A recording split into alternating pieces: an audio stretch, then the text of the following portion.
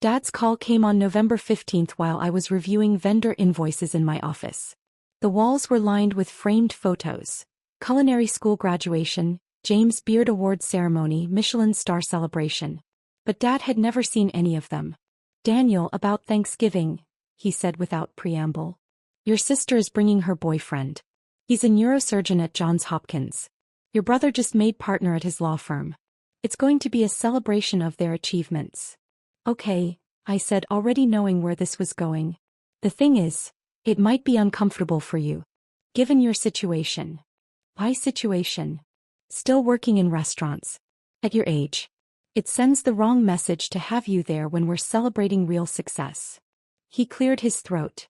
"Thanksgiving is for successful family members. You understand." I looked at the Michelin guide on my desk. Elysium, my restaurant, had just been awarded 3 stars, making it one of only 14 3-star Michelin restaurants in the entire United States. The review called it a transcendent dining experience that redefines American cuisine. "I understand," I said. "I knew you'd be reasonable. We'll do something another time." He hung up before I could respond. I sat in my office for a long moment, then returned to my invoices. We had a full house tonight. All 62 seats booked, wait list of over 300 people. I had work to do. I grew up in a family that valued exactly 2 things: prestigious careers and the money they generated. Dad was a cardiac surgeon. Mom was a corporate attorney. My sister Grace was following Dad into medicine. Harvard undergrad, Johns Hopkins Medical School, now a neurosurgery resident. My brother Marcus was the golden boy, Yale Law, now a partner at a major firm at 34. And then there was me. I was the mistake. The aberration. The son who didn't want to be a doctor or a lawyer. I wanted to cook. Cooking is a hobby, not a career. Dad told me when I was 16 and said I wanted to go to culinary school instead of pre-med. Professional chefs make good money. They make survival wages. You'll spend your life working nights and weekends in hot kitchens, coming home smelling like grease. Is that what you want? It's what I love. Love doesn't pay for retirement, Daniel. Love doesn't earn respect. But I was stubborn. I got into UC Berkeley, Dad's compromise, a real university, even if I was studying the wrong thing. I majored in business and took every food science and nutrition course I could fit in. I worked in restaurant kitchens every night and weekend. "At least get an MBA, Mom pleaded. "Keep your options open." "I don't want options. I want to cook." After Berkeley, I applied to the Culinary Institute of America. Top program. Prestigious in my world, meaningless in theirs. Dad refused to pay. "You want to throw away your education to become a cook? Do it on your own dime." I took out loans. $87,000 for culinary school. I graduated top of my class, which Dad didn't attend because he was at a medical conference. The next 15 years were brutal. I worked as a line cook for $32,000 a year in San Francisco. Spent 70 hours a week in kitchens, burning myself on hot pans, cutting my fingers while learning precision knife work, being screamed at by head chefs who pushed me to be better. Still playing restaurant? Dad would ask at family dinners I rarely attended. "When are you going to get a real job?" I became a sous chef at 28. Salary, $48,000. The restaurant was prestigious in culinary circles.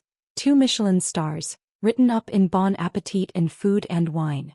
"That's nice," Mom said when I told her. "Marcus just bought a house in Georgetown. 4 bedrooms. Such a smart investment." I became an executive chef at 31. Salary, $85,000. The restaurant was one of the best in San Francisco. We were competing for Michelin stars, featured in travel magazines, drawing food critics from across the country. "Executive chef," Dad said at Christmas dinner. "So you're manager now? Maybe there's hope you'll move into the business side. Restaurant management is at least respectable." "I'm the head chef. I create all the dishes, manage the kitchen." Grace just finished a 72-hour shift in the OR. She saved 3 lives this week. Dad turned to my sister. "Tell everyone about the pediatric case." I stopped trying to explain. At 33 I did something crazy. I'd been saving aggressively, living in a tiny apartment, driving a 15-year-old car, putting every spare dollar aside. I had $127,000 saved. I took out another $340,000 in loans secured against my future earnings. I opened my own restaurant, Elysium. 62 seats. Located in a converted firehouse in Soma. I was the owner, the executive chef, and often the guy who cleaned the bathrooms at 2 a.m. My family was horrified. You took out how much in loans? Mom asked. Daniel, that's financial suicide. What if it fails? It won't fail. 90% of restaurants fail in the first year. This one won't. Dad was more direct. You're 33 years old. Your siblings are building careers and wealth. You're hundreds of thousands of dollars in debt, working 80-hour weeks for no salary, betting everything on a restaurant in one of the most expensive cities in America. He shook his head. This is the worst decision you've ever made. We'll see, I said. What my family didn't understand was that I wasn't just opening a restaurant. I was creating something extraordinary. I spent 6 months developing a menu that told a story. California ingredients prepared with French techniques and Japanese precision. 24 carefully curated dishes. Every plate was art. Every flavor combination was intentional. I hired the best sous chef I could afford. A woman named Rachel who'd trained at Noma and shared my vision. I brought in a sommelier who'd worked at the French Laundry. I found servers who understood that fine dining was theater, and they were part of the performance. We opened in February. I paid myself nothing. Every dollar went back into the restaurant. Better ingredients, training for staff, building our reputation one perfect meal at a time. Year 1 we broke even. Barely. I survived on the staff meal and lived in my studio apartment with no furniture except a mattress on the floor. Year 2 the reviews started coming. San Francisco Chronicle, 4 stars. Elysium represents the future of American fine dining. Chef Daniel Chin is a revelation. Eater, the most exciting new restaurant in San Francisco. Every dish is a masterpiece. Bon Appetit included us in their Best New Restaurants in America list. Reservations went from struggling to fill to booked solid 6 weeks out. Year 3 we got our first Michelin star. The ceremony was one of the proudest moments of my life. Rachel cried. Our sommelier brought champagne. The entire kitchen staff celebrated like we'd won the World Cup. I texted my parents, Elysium got a Michelin star. Dad's response came 3 hours later. Congratulations. Grace just got accepted into the neurosurgery fellowship at Stanford. Year 4 we got our second Michelin star. Now we were in the conversation with San Francisco's elite restaurants. Reservations became impossible. 4-month wait list. Secondary market scalpers selling reservations for $500 a seat. I expanded. Added a private dining room. Hired 2 more sous chefs. Increased staff wages because I wanted the best people and I wanted to keep them. The restaurant was generating $3.2 million in annual revenue. After expenses, debt service, and reinvestment, I finally started paying myself a salary. $180,000. I was 36 years old and I'd built something significant. But at family dinners, the conversation still revolved around Marcus's latest case and Grace's surgical innovations. How's the restaurant? Mom would ask, polite but uninterested. Busy. That's good. Keeping the lights on is important in your industry. She turned to Marcus. Tell everyone about the Supreme Court brief you filed. Year 5 changed everything. The Michelin Guide announced their ratings in September. I got the call from our PR contact. Daniel, I'm not supposed to tell you this yet, but you need to be at the ceremony. We won our 3rd Michelin star. 3 stars. The highest honor in culinary excellence. The pinnacle of the profession. In the entire United States, there were only 14 3-star Michelin restaurants. I was now in the company of the French Laundry Elinia Le Bernardin. The awards ceremony was invitation only. The entire team went, 23 people who'd poured their hearts into making Elysium extraordinary. When they announced our 3rd star, Rachel grabbed my hand so hard it hurt. The room gave us a standing ovation. James Beard Award nominations followed. I won Best Chef, West 3 months later. Food critics called me a genius. Travel magazines listed Elysium as a bucket list destination. Food pilgrims came from Japan, France, Australia, willing to pay $650 per person for our tasting menu. The New York Times food critic gave us 4 stars. one of only 9 restaurants in America to hold both 3 Michelin stars and 4 New York Times stars simultaneously. Revenue hit $4.7 million annually. After expenses, I was taking home $440,000 a year. I'd paid off all my loans. I'd started investing in other restaurants. 3 more concepts in the Bay Area, each successful. My net worth, $2.8 million and growing. I bought a beautiful loft in Potrero Hill with a view of the bay.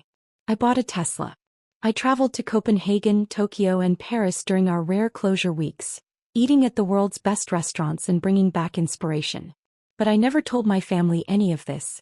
At Christmas, Grace announced her engagement to a cardiac surgeon. Everyone celebrated. I gave them a nice card and a generous gift certificate to a restaurant they'd enjoy. "How's your place?" Dad asked me over dessert. "Busy. Still open. Still open." "Well, that's something."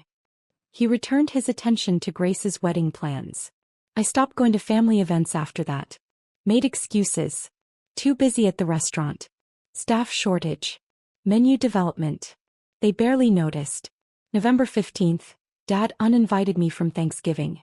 After I hung up, I sat in my office for a long time. Around me, the sounds of a busy kitchen preparing for dinner service. Rachel knocked on my door. "Chef? The halibut delivery is here. Want to inspect it? Be right there." I pushed thoughts of my family aside and did what I always did, focused on the work. On creating something beautiful. On giving our guests an experience they'd remember forever. That night we served 62 guests. Every dish perfect. Every service moment choreographed. A couple got engaged at table 14.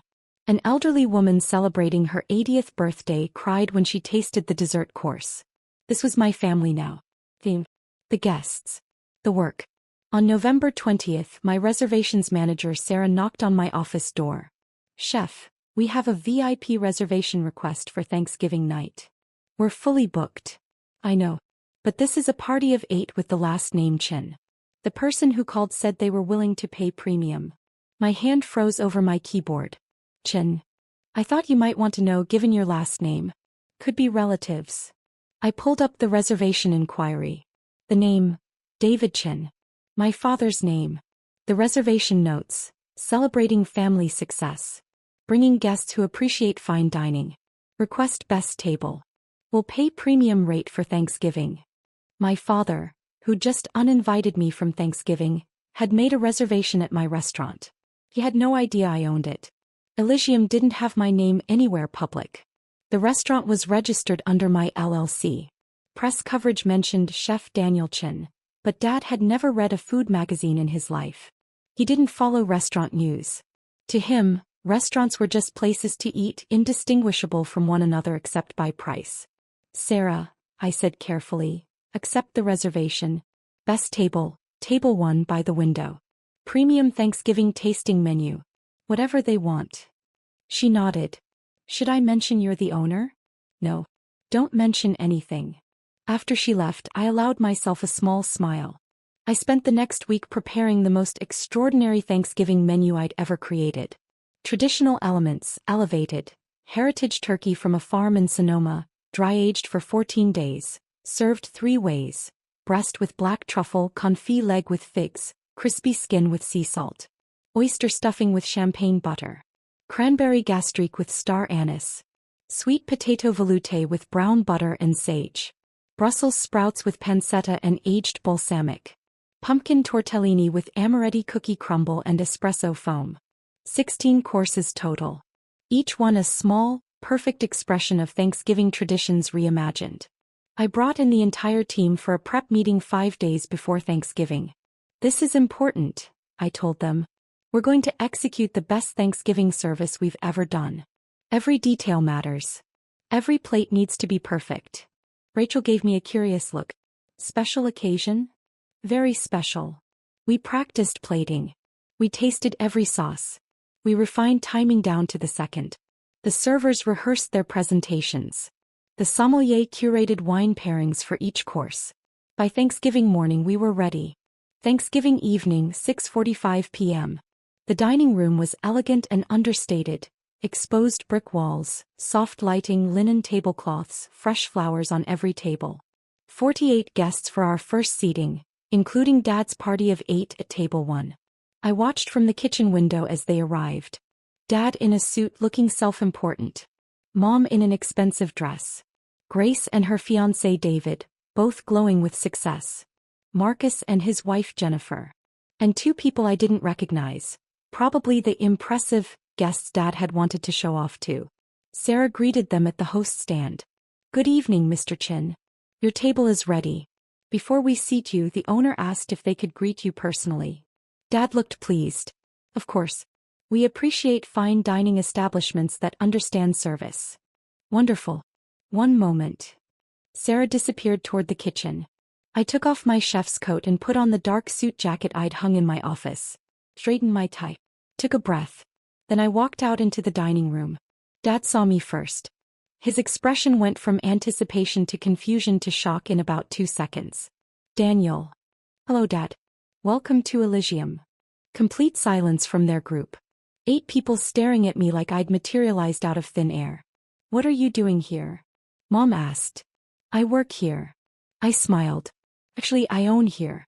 Elysium is my restaurant." Dad's face went through several colors. This is your restaurant?" "For the last 5 years, yes." I gestured to the dining room. "All 62 seats.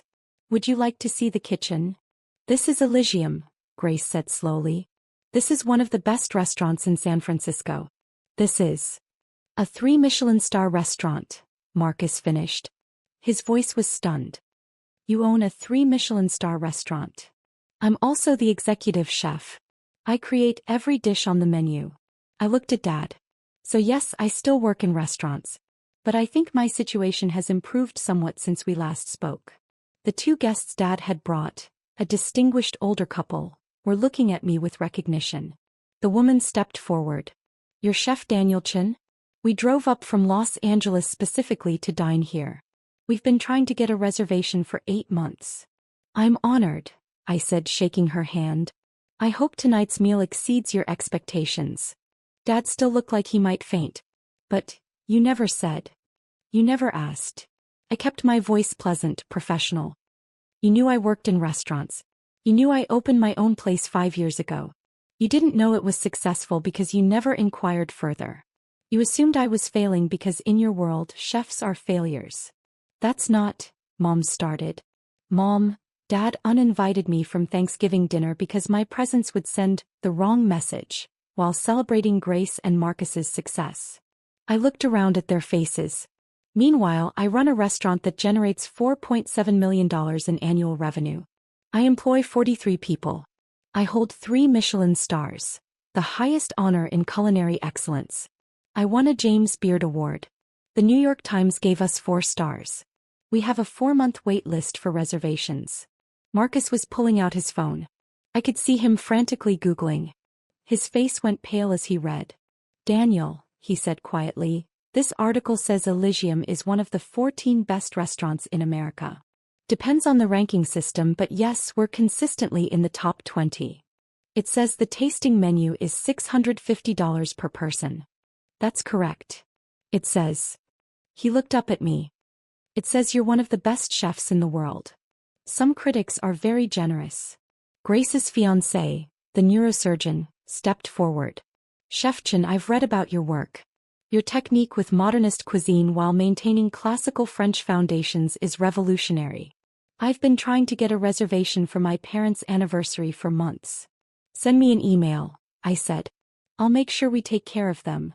Dad finally found his voice. "Why didn't you tell us? Would you have believed me?" I asked simply. "If I'd called you 2 years ago and said, 'Dad, I just won my 3rd Michelin star,' would you have understood what that meant? Would you have cared?" He had no answer. "Dad, you told me for 15 years that I was wasting my life. That cooking wasn't a real career. That I'd made a terrible mistake." I paused. "You were so convinced I was a failure that you uninvited me from Thanksgiving so I wouldn't embarrass the family in front of your successful guests." The couple from Los Angeles looked uncomfortable. The wife spoke up. "Mr. Chin, if I may, we spent 8 months on the wait list to eat at your son's restaurant. People fly in from other countries to eat here. Your son isn't just successful. He's one of the most celebrated chefs in America. Dad's face was red. I didn't know. You didn't want to know, I corrected. There's a difference. Every achievement I mentioned, you dismissed it. Every time I tried to explain what I was building, you changed the subject. You were so invested in your definition of success that you couldn't see mine. Daniel, I'm sorry. Don't apologize yet, Dad. You haven't had dinner. I smiled. Tonight you're going to experience what I've built. You're going to eat a meal that will be one of the best dining experiences of your life. You're going to understand exactly what I do and why it matters. And then, after you've experienced it, we can talk about apologies. I gestured to Sarah. Please show the Chin party to table 1. Give them the full Thanksgiving tasting menu with wine pairings. Everything we prepared. Yes, chef. I looked at Dad one more time. Enjoy your meal. I'll be in the kitchen if you need anything. I walked away before he could respond. Back in the kitchen, I addressed my team. Table 1 is my family. They didn't know I owned this restaurant. Tonight we're going to show them what we're capable of. Everyone ready? Yes, chef. The response was immediate, sharp, professional. Course 1 went out at 7:02 p.m. Amuse-bouche, oyster with champagne air and caviar. A single, perfect bite. I watched through the kitchen window as it was served. Dad looked at the tiny oyster shell with confusion. Grace's fiancé immediately understood. This was the beginning of a journey. Course 2, butternut squash soup with brown butter, sage and a delicate foam. Served in custom bowls with precise garnish placement. Course 3, wild mushroom tart with truffle and aged parmesan. I could see their expressions changing. Confusion giving way to surprise. Surprise giving way to genuine pleasure. Course 4, seared foie gras with apple gastrique and brioche. The couple from Los Angeles were taking photos. Discreetly, respectfully. They understood they were experiencing something special. Course 5, lobster with corn velouté and vanilla butter. Marcus's wife Jennifer said something to the server. I couldn't hear it, but the server smiled and nodded. Course 6, heritage turkey breast with black truffle. Cooked to exactly 145 degrees Fahrenheit. Sliced thin. Plated with precision that took my sous chef's years to master. Grace put down her fork after the first bite and just sat there for a moment. I knew that feeling when food is so good it stops conversation. Course 7, turkey confit with fig compote. Course 8, crispy turkey skin with sea salt and herbs. A playful reference to the best part of Thanksgiving turkey, elevated to art. Course 9, oyster stuffing with champagne butter sauce. The sommelier was pairing each course perfectly. I'd watched him select wines from our 2,400 bottle cellar, choosing based on flavor profiles that would enhance each dish. Course 10, sweet potato velouté with brown butter and sage. Course 11, Brussels sprouts with pancetta, aged balsamic and hazelnut. Course 12, cranberry gastrique with star anise, served as a palate cleanser. Dad had stopped looking uncomfortable. He was fully engaged now, present in each moment, experiencing what his son had created. Course 13, pumpkin tortellini with amaretti cookie crumble and espresso foam. This was the dish that had won me the James Beard Award. Traditional pumpkin pie flavors reimagined as a savory sweet pasta course. Course 14, artisanal cheese course with house-made accompaniments. Course 15, pre-dessert, apple sorbet with cinnamon and maple. Course 16, final dessert, deconstructed pecan pie with bourbon ice cream. The entire meal took 3 hours and 40 minutes. Every course timed perfectly. Every plate a work of art. Every flavor combination intentional and surprising. At 10:47 p.m. as they finished their final course, I walked back out to their table. They all looked up as I approached. Dad's eyes were different now. Not dismissive, not pitying, but seeing me clearly for perhaps the first time in 15 years. Chef Chin, the woman from Los Angeles said, standing to shake my hand, that was transcendent. Truly one of the finest meals of our lives. Thank you. That means everything. Her husband stood as well. We've eaten at 11 Madison Park per se linea. This was their equal. Possibly their superior. He looked at my father. Mr. Chin, you should be enormously proud of your son. Dad nodded slowly. I'm beginning to understand that. The couple excused themselves, heading to the lobby. My family remained seated, looking up at me with a mixture of emotions I couldn't quite read. Grace spoke first. Daniel, I had no idea. I mean, I knew you were a chef, but I didn't understand what that meant. This. She gestured around the restaurant. This is art. Thank you. Marcus pulled out his phone. I've been reading about you during dinner. James Beard Award winner. 3 Michelin stars. Forbes 30 under 30 in food and wine from 5 years ago. How did I miss that? You weren't paying attention, I said simply. Mom had tears in her eyes. Sweetheart, that meal was... I don't have words. Every dish was beautiful. Every flavor was surprising. I've never experienced anything like that. That's what I do, Mom. That's what I've been doing for 15 years. Creating experiences that move people. That make them feel something. That give them memories they'll carry forever. Dad finally stood up. He looked older somehow, diminished. Daniel, I need to apologize. I know. No, I need to do this properly. He took a breath. I spent 15 years telling you that your passion was worthless. That cooking wasn't a real career. That you were wasting your potential. I was wrong about all of it. Yes, you were. I judged your success by my standards. Degrees, titles, income brackets. I never stopped to understand what success meant in your world. I never asked what a Michelin star was or why it mattered. I never cared to learn. His voice cracked. I uninvited my own son from Thanksgiving because I was ashamed of him. And he's been building something extraordinary the entire time. Dad. I'm not finished. He looked around the restaurant. You created this. You took hundreds of thousands of dollars in debt and turned it into this temple of culinary excellence.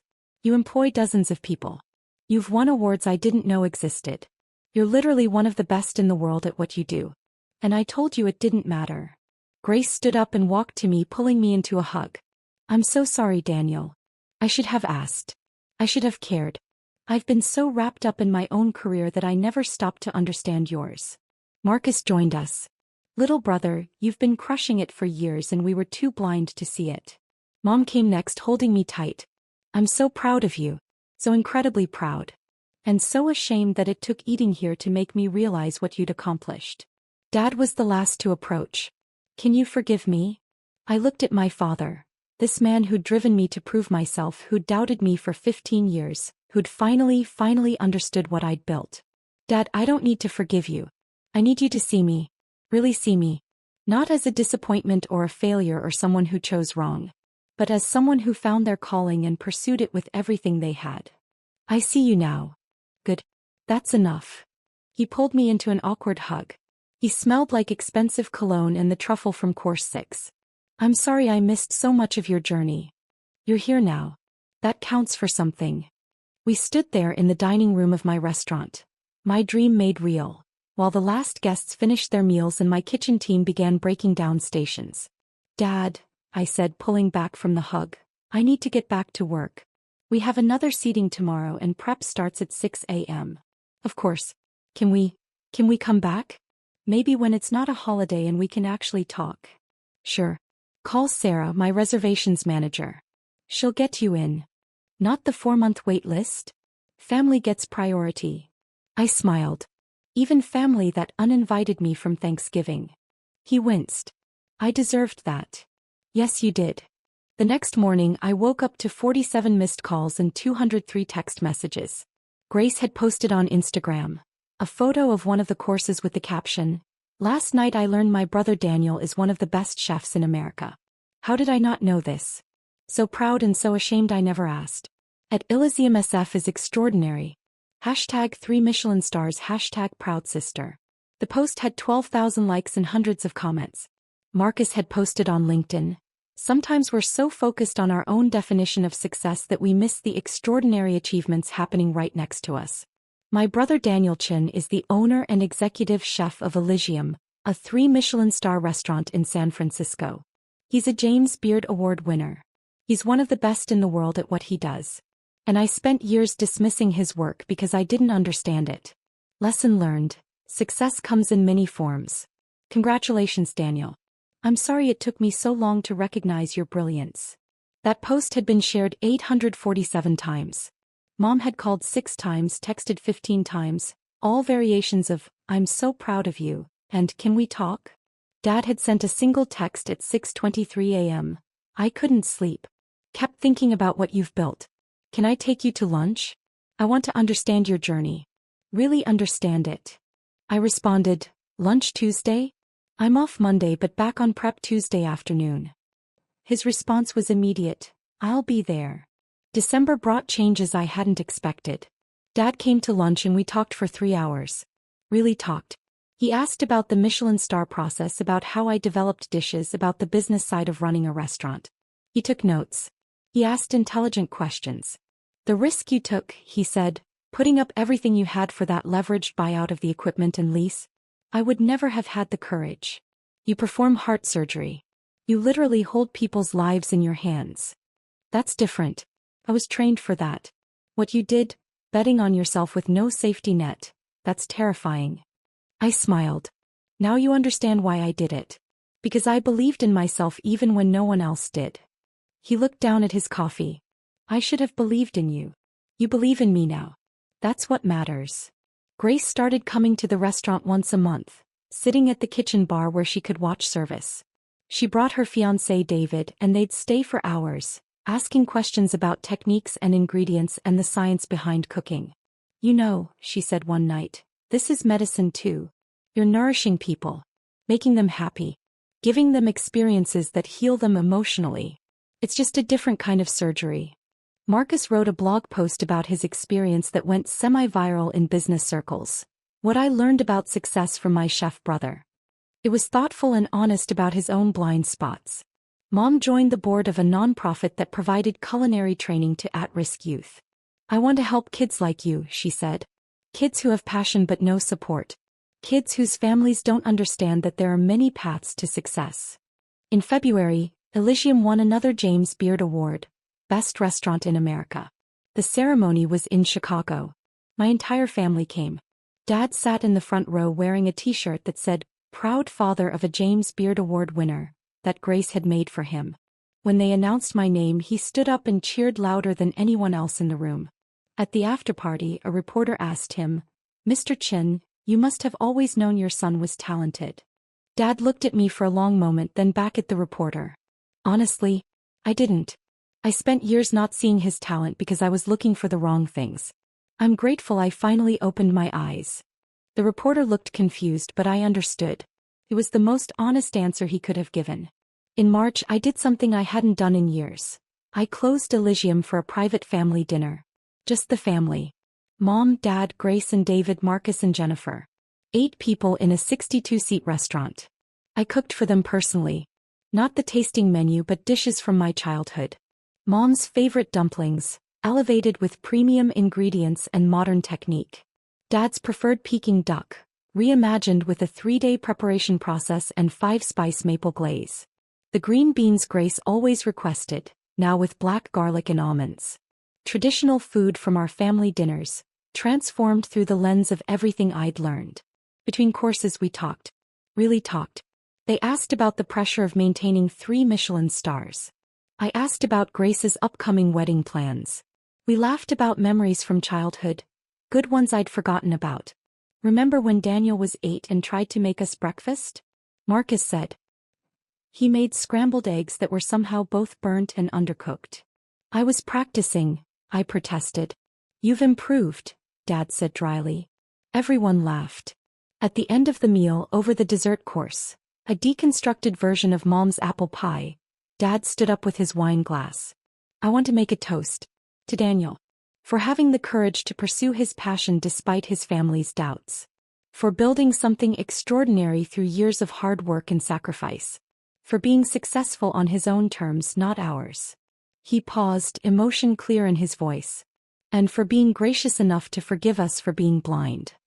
To Daniel, they all echoed, raising their glasses. I raised mine as well. To family. Even when they take a while to come around. We drank. We laughed. We stayed late into the night sharing stories and wine and the kind of connection I'd thought was lost forever. As they were leaving, Dad pulled me aside. Thank you for tonight. For sharing this part of yourself with us. Thanks for showing up.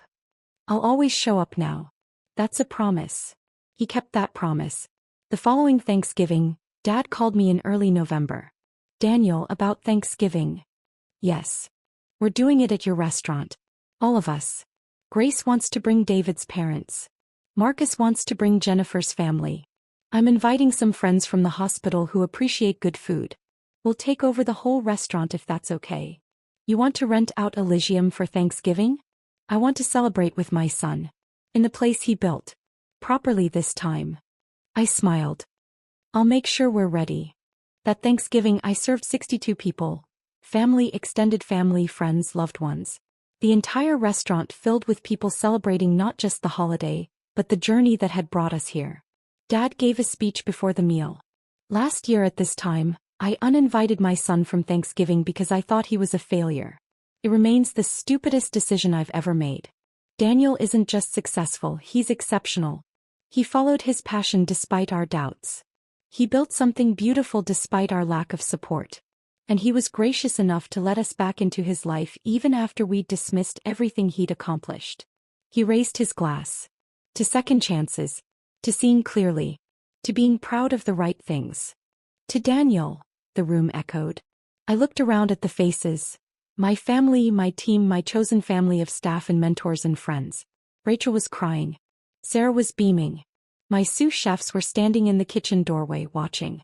This was success. Not the Michelin stars or the James Beard Awards or the revenue numbers. Though those mattered too. This was being seen. Being understood. Being celebrated not despite who I was but because of it. Thank you all for being here, I said. Now let's eat. I've been cooking for 3 days and this turkey isn't going to serve itself. As the meal began, course after course of my best work shared with the people I loved, I thought about Dad's text from a year ago. Thanksgiving is for successful family members. He'd been right in a way. It just took him a while to realize I'd been successful all along.